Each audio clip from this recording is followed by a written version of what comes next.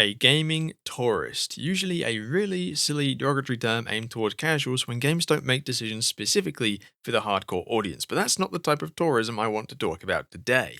This all started with a post I saw. Quote, "People losing it at the pause button suggestion for Elden Ring are not prepared for my tourist mode suggestion. There should be a mode where people like me can just run around and look at the pretty landscape and soak in the atmosphere with the soundtrack. All NPCs and bosses are still there, but instead of fighting you, they just stand there and do a little wave as you admire them. Maybe some start reciting the game lore like they're the tour guides. Lol." End quote. I felt the lol was imperative to the vibe of the quote. Now, admittedly, this is the kind of thing that gets you labeled a gaming tourist, but I kind of love this take. Believe it or not, there are a lot of different kinds of people out there that play video games, as the growing population of secret MMO grannies has proven. And not all of them are a big fan of things like combat. If the grannies didn't make that clear, then I would hope the ever-growing and delightfully charming cozy games market has. A game like Elden Ring is, of course, most known for its challenging combat, but it is also highly regarded for its scenery and lore, so I see no reason more people shouldn't be able to enjoy it. Despite almost never using it myself, I'm a big defender of a good, easy difficulty setting, or even better, some kind of specific difficulty sliders, and this take on gaming tourism would be the next step beyond that. I know Souls fans are very defensive of the intended difficulty in these games, and I respect that, but even were these things to be implemented, there's nothing forcing you to turn them on. I'd like to use this video to take a look at some examples of games that have implemented similar systems that seem to have had a positive impact to explore the validity of this approach going forward. And likely the most high-profile example of this is Assassin's Creed Discovery Tour. I don't think Assassin's Creed needs much of an introduction, one of the most influential video game franchises of the 2000s and 2010s, and is a lot of the reason open-world games have become unbearably stale, but for the needs of this video, the series was known as a fun traversal playground in a variety of historical settings. In the few games prior to Assassin's Creed Origins and the big overhaul, the series went through a bit of a change. The reception became much more complicated in regards to gameplay and story, but one thing we could all agree on was the impressive nature of their open worlds and the accuracy of them. Unity became famous, or infamous, for a few reasons, but a really big one was the incredible recreation of Notre Dame.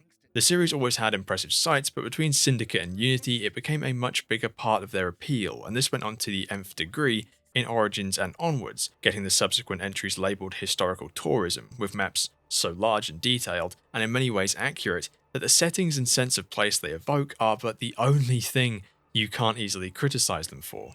The culmination of all of this was Discovery Tour. Present in Origins, Odyssey, and Valhalla, Discovery Tour was an entirely separate mode made in collaboration with historical experts, where you could just load into the map, just the map, story, quests, and enemy aggression, all absent. Instead, you could explore the map at your own pace or engage with narrated guided tours that taught you about locations, people, lifestyles, etc. As the mode travelled through Odyssey and Valhalla, it also got a little more sophisticated, with add-ons like NPC guides and engaging more actively with the content as of Valhalla. It's an excellent way to add additional value to the frankly insane maps Ubisoft have put together for those games. There was a real focus on this being an educational tool as well, that would help with subject engagement, which is part of why you could buy it completely separately. If you own the game, it was just an update, but you can purchase specifically Discovery Tour, though unfortunately the only one I can still find available is Valhalla. You don't have to search too hard for people that really appreciated this inclusion, and it certainly is quite singular. I can't think of anything else that offers this experience, certainly not with the resources that Ubisoft has. It's a bit of a shame then that the mode seems to have been mostly discontinued. Mirage went back to a simpler codex entry system that you have to engage with from within the main game, and I believe that has followed through into Shadows, and that particularly is robbery because the shifting weather system and variety in Japan's landscapes could have frankly banged, especially with the history of that era, but hey ho, Ubisoft isn't exactly in the most stable of positions, so the likelihood of seeing a return to Discovery Tour feels unlikely at best. But that's a whole separate mode, so let's shift gears quite considerably to something a bit more typically video gamey. We have a personal favourite of mine, Crow Country. This is a retro-styled survival horror inspired by the likes of Resident Evil and Silent Hill with the visuals of Final Fantasy VII, and if you're a fan of the genre, I can't recommend it enough. It's a bit piss easy, but it loves the genre just as much as you do, probably more, but that's irrelevant for today. Crow Country comes with 3 difficulty settings: regular, full fat, and caffeine free. Exploration difficulty is exactly what you think it is. All combat encounters are completely removed. There is no enemy presence. As you go through the game, you'll occasionally encounter the corpses of fixed encounters, and the only enemy you will still see is the final boss, but he doesn't fight back. He just sorta stands there. menacingly. This allows you to explore the titular theme park at your leisure, to bask in the immaculate vibes of that creepy ambience, enjoy the scenery, drift through the story, and solve the puzzles which are completely uncompromised. And these facets absolutely are the game's strongest suit, so honestly I don't think the game is all that much worse off, and it gives a lot more people the option to play it. Not only that, but I'm pretty darn sure the game launched with it, which is quite possibly a based maneuver. So much of these classic survival horror titles come down to their expanding puzzle box nature, opening up the map as you continue to resolve one problem at a time, with the monsters and combat being an obstacle to slow you down and stretch your resources. But seeing as they are so often solidly designed as puzzle boxes, I see little reason that this idea of an exploration mode cannot be taken further. It wouldn't work so much for more action horror games like Resident Evil 4, where so much of their pacing is based around intense combat encounters, but for those PS1, PS2 era inspired games, I think it feels like a nice fit. Sometimes, the spooky vibe is wanted without the creepy crawlies.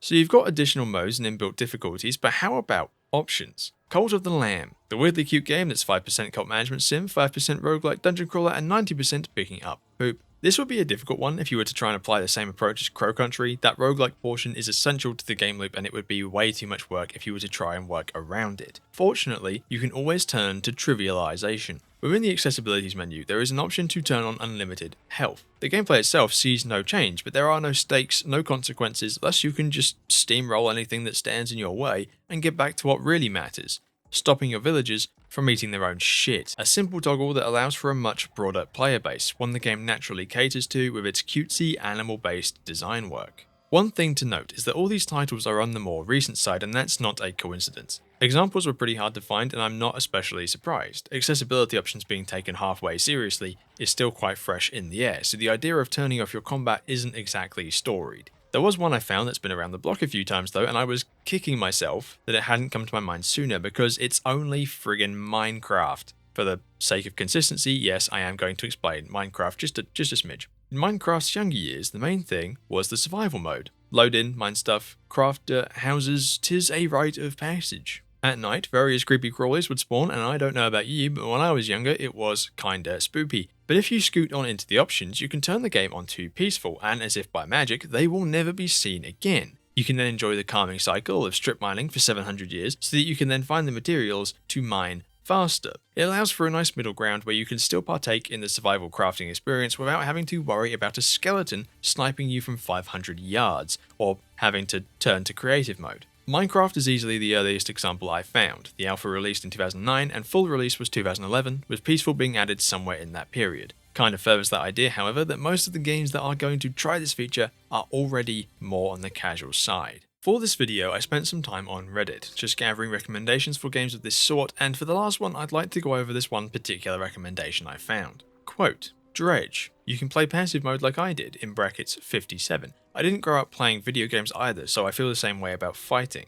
It's so rare to find a grown-up game with no combat, so this game was great and I miss it a lot. Highly recommend, enjoyed it so much I also got all the DLCs. End quote.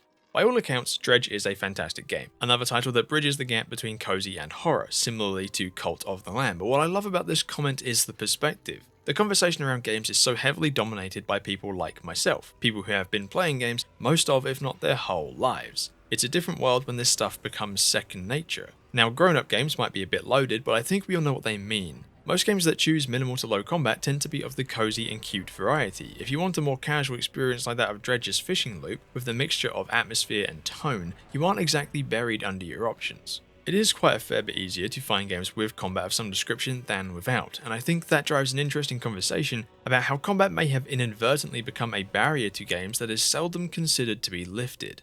Going back to Elden Ring, there's a real stigma around that game and From Software titles in general. You can really see it in the way people react when the easy mode discussion is brought up, or the pause menu, or the level of frustration those games can reach, even in regards to builds. There was a really unnecessary amount of animosity toward the use of magic and summons and stuff of that nature in Elden Ring specifically.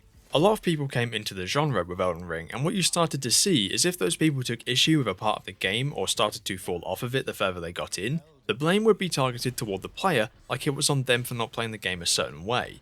Their issues would be boiled down to misunderstanding the nuances of the title or otherwise disregarded. This is what I meant at the beginning about people being very defensive over the difficulty in Souls-likes, especially ones by From Software, and it can lead to them being quite unwelcoming to people that don't play their way. The contradictory part of that has always been that the game is the source of any of these issues. It was made out that using magic and summons was the wrong way to play, despite those mechanics being very purposefully placed into the game and being made so viable that purists were considering it akin to cheating. Rigorously difficult combat may be the default way to play a game like Elden Ring, but it is not the only way to play, specifically because the developers chose to include more. Who are players to then dismiss those ways of playing, especially if it makes it more palatable? You can absolutely make the argument that it loses the specific charm held by the older entries, but those are games that you can still go and play, and many do. It's okay to not love every entry in a series for every part of itself. If we were to use this perspective and expand the point, extrapolate to the entire medium of games,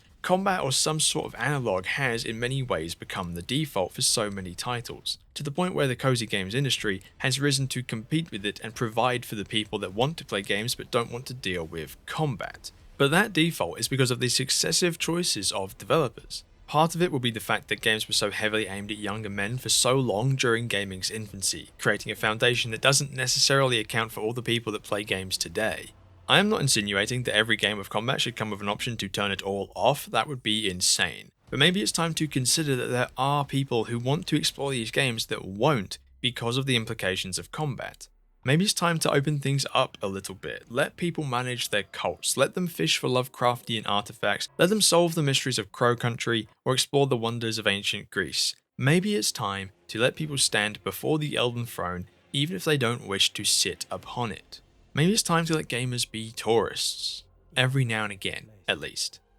If you know of any other examples of games that do this, leave them in the comments below for anyone looking for a new journey, and I will see you in the next video.